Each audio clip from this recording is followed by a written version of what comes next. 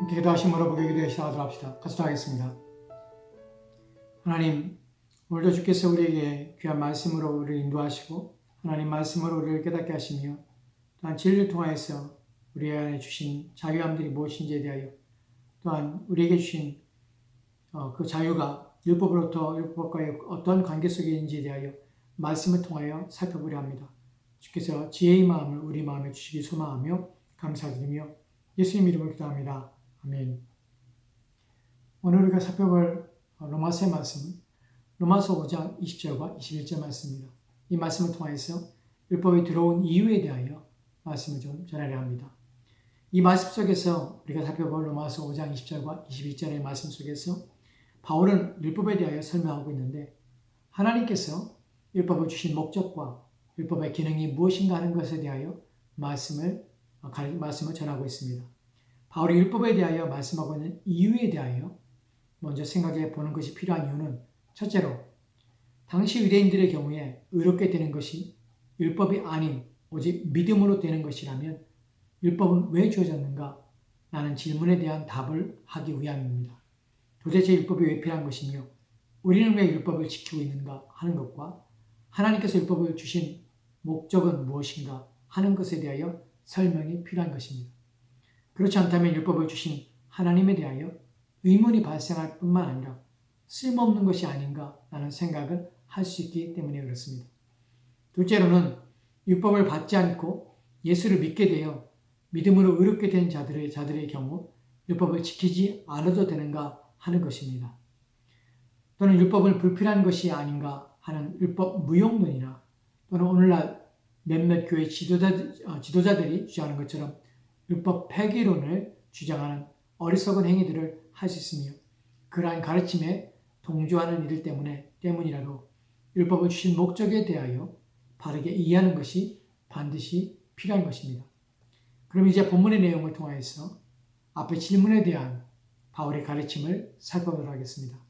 먼저 로마서 5장 20절을 보면 제가 봉독하겠습니다. 율법이 들어온 것은 범죄를 더하게 하려 함이라.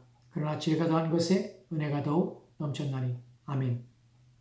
이 구절에서는 한글 번역에서 빠진 단어가 있는데 영어 성경에서는 특히 킹 제임스 버전에서는 moreover 라는 의미로 번역하는 이 단어가 빠져 있습니다.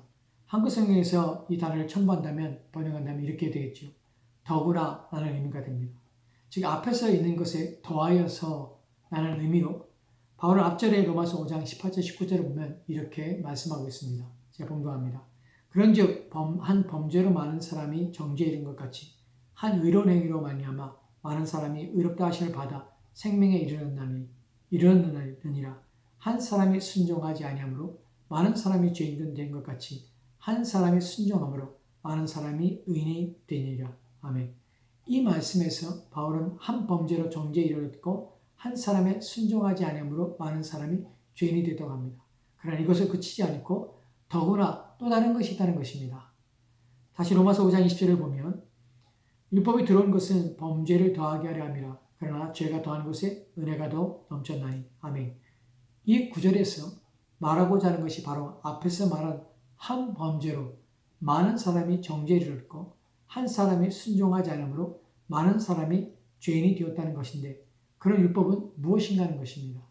왜냐하면 첫째로 한 범죄로 많은 사람이 정죄에 이르렀다면 율법과 상관없이 정죄된 것입니다. 둘째로 한 사람, 즉 첫 아담이 순종하지 않으므로 많은 사람이 죄인이 되었다면 이 또한 율법과 상관이 없는 것입니다. 즉 사람들이 생각하게 되는 것은 율법은 의롭게 하지도 못하고 또한 우리를 정죄하지도 못하는 것이 아닌가 하는 것입니다. 이러한 생각이 결국에는 율법은 어떠한 효력을 낼 수 있는가 하는 것과 도대체 율법을 주신 목적이 무엇인가 하는 의문에 이르게 된다는 것입니다. 왜냐하면 바울의 논증이 그렇기 때문에 그렇습니다. 로마서 5장 13절과 14절 말씀을 보면 이렇게 되어 있습니다. 제가 봉독합니다. 죄가 율법이 있기 전에도 세상에 있었으나 율법이 없을 때에는 죄를 여기지 아니하였느니라. 그러나 아담으로부터 모세까지 아담의 범죄와 같은 죄를 짓지 아니한 자들까지도 사망이 왕노릇하였나니 아담은 오실 자의 모형이라. 아멘. 바울은 죄가 율법이 있기 전에도 세상에 있었다고 합니다. 또한 율법이 있기 전에 사망이 아담으로부터 모세까지 아담의 범죄와 같은 죄를 짓지 아니한 자들까지도 사망이 왕노릇하고 있었다는 것입니다. 그렇다면 모세를 통하여 주어진 율법의 기능은 무엇인가 하는 것입니다.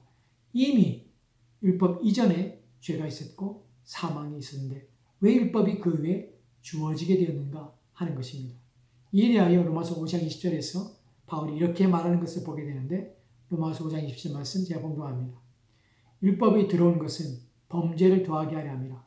그러나 죄가 더한 것에 은혜가 더욱 넘쳤나니. 아멘. 더욱이 율법이 들어온 것은 범죄를 더하게 하려 함이라 라고 합니다. 이 말씀에서 우리가 먼저 살펴보며 이해하는 것은 율법이 들어온 것이라는 점입니다. 예전에 개혁 한글 성경에서 율법이 가입한 것이라고 번역하였습니다. 들어오다, 가입하다. 라는 단어의 의미는 무엇과 나란히 또는 무엇과 가까이 따라서 라는 의미를 가지고 있습니다. 주 율법은, 즉 율법은 따라 들어온 것입니다. 그렇다면 율법이 무엇을 따라 들어왔다는 것입니까? 이것이 이미 들어온 죄를 따라 들어왔다는 뜻입니다. 즉, 죄 때문에 율법이 가입하게 된 것이라는 점을 말하고 있는 것입니다. 이 말은 율법은 그 자체로 우리에게 근본적인 중요성을 가진 것이 아니라는 점을 말하고 있는 것입니다. 본래적으로 필요한 것이 아니었으며 반드시 있어야만 했던 것이 아니라는 것입니다. 그것은 따라 들어온 것입니다. 즉 첨가된 것이며 하나의 특별한 기능을 위해 때가 참에 들어온 것입니다. 율법은 죄와 구원이 근본적인 것처럼 근본적이지 않습니다. 그것은 들어온 것이요 첨가된 것이며 따라 들어온 것입니다. 그렇다면 왜 율법이 따라 들어오게 된 것이며 첨가된 것인가 하는 것입니다. 로마서 5장 20절을 보면 20절에서 바울은 율법이 들어온 것은 범죄를 더하게 하려 함이라 라고 합니다. 여기서 범죄는 아담의 범죄를 가리키는 것이지만 그것만을 가리키는 것은 아닙니다. 범죄는 아담의 범죄로부터 기원되며 모두에게 전가되어 오염을 일으키는 모든 죄를 가리킵니다. 또한 이것은 우리의 범죄 역시도 포함하고 있는 것입니다. 그러므로 범죄를 더하게 한다는 것은 아담의 죄와 그 후 모든 사람들의 죄 전부를 가리키고 있는 것입니다. 여기까지의 의미는 율법은 죄와 범죄를 더하게 하기 위하여, 즉 증가하게 하기 위해서 혹은 늘리기 위한 것이라는 것입니다. 이것이 바로 바울이 말하고자 하는 것으로 율법은 죄들을 더하게 하기 위하여 따라 들어온 것이라고 말하고 있는 것입니다. 우리는 성경의 율법에 대하여 무엇이라고 말씀하고 있는지에 대하여 정리할 필요가 있습니다. 첫째로 율법은 구원의 방편, 즉 도구로서 의도되거나 주어진 것이 아닙니다. 로마서 3장 20절 말씀에 이렇게 되어 있습니다. 그러므로 율법의 행위로 그의 앞에 의롭다 하심을 얻을 죄가 없나니 율법으로는 죄를 깨달음이라. 아멘. 율법의 행위로는 그의 앞에 의롭다 하심을 얻을 죄가 없다고 이미 선언하였습니다. 여기에서 중요한 것은 율법으로는 죄를 깨닫게 된다는 것인데 이는 이후에 살펴볼 것입니다. 또한 갈라디아서 3장 21절 말씀 보면 이렇게 기록되는데 제가 봉독합니다. 그럼 율법이 하나님의 약속들과 반대되는 것이냐? 결코 그럴 수 없느니라.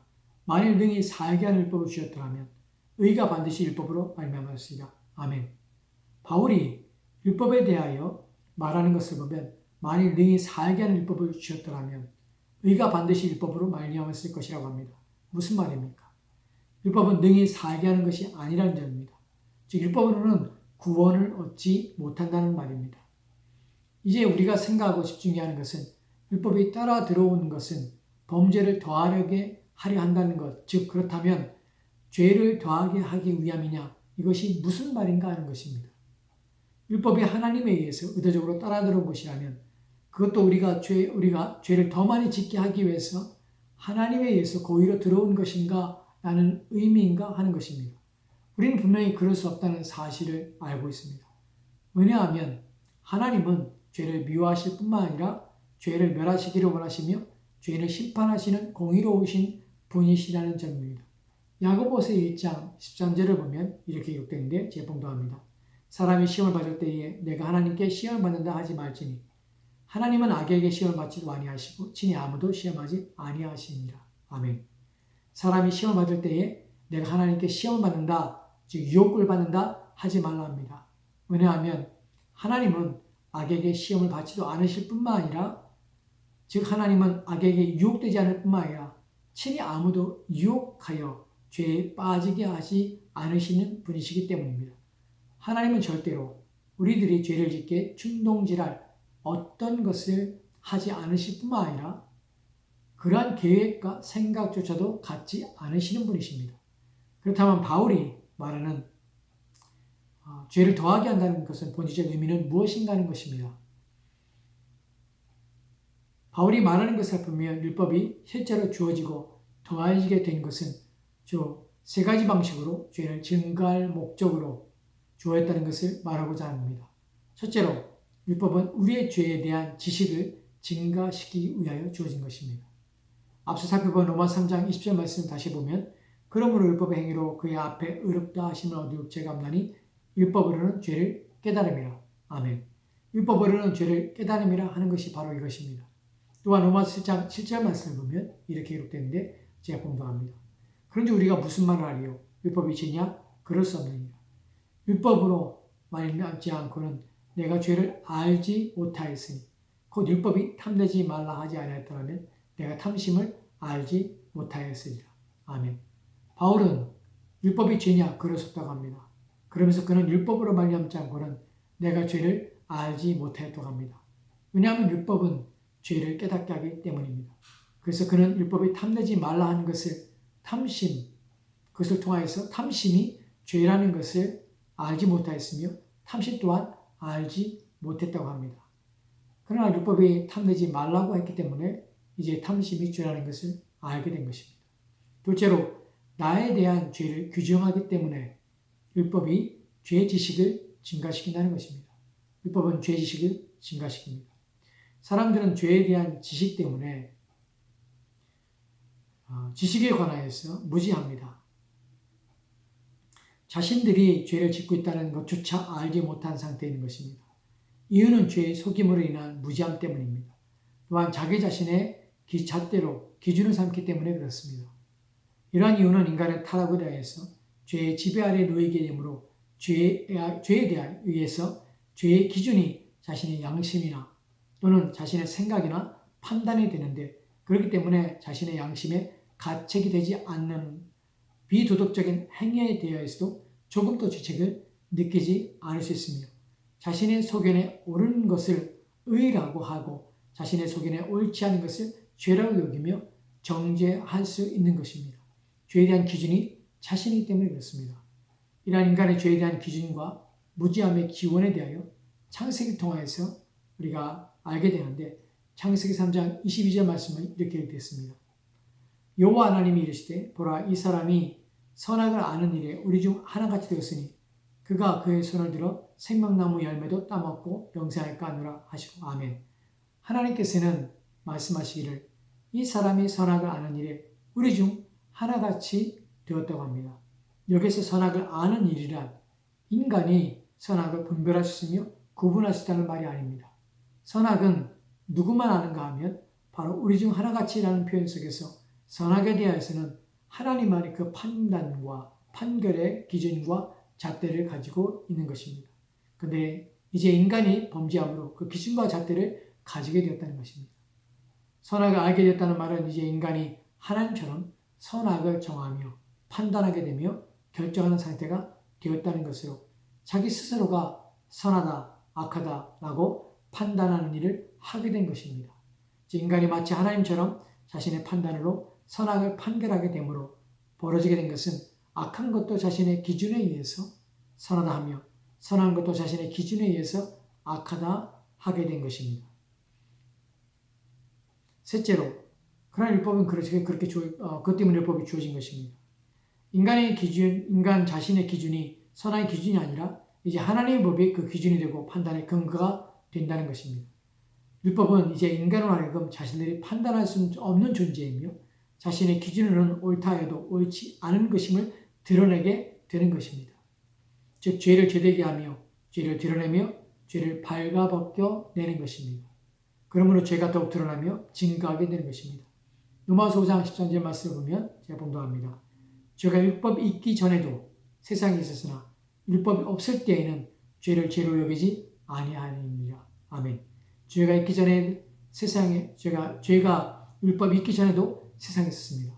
그런데 사람들은 그것이 죄로 여기지 않았으며 죄로 인식하지 못한 것입니다. 왜냐하면 죄의 지배 아래 있기 때문에 죄의 오염으로 자신의 판단과 기준과 잣대로 죄에 대하여 인식하지 못한 것입니다. 그렇기 때문에 율법이 없을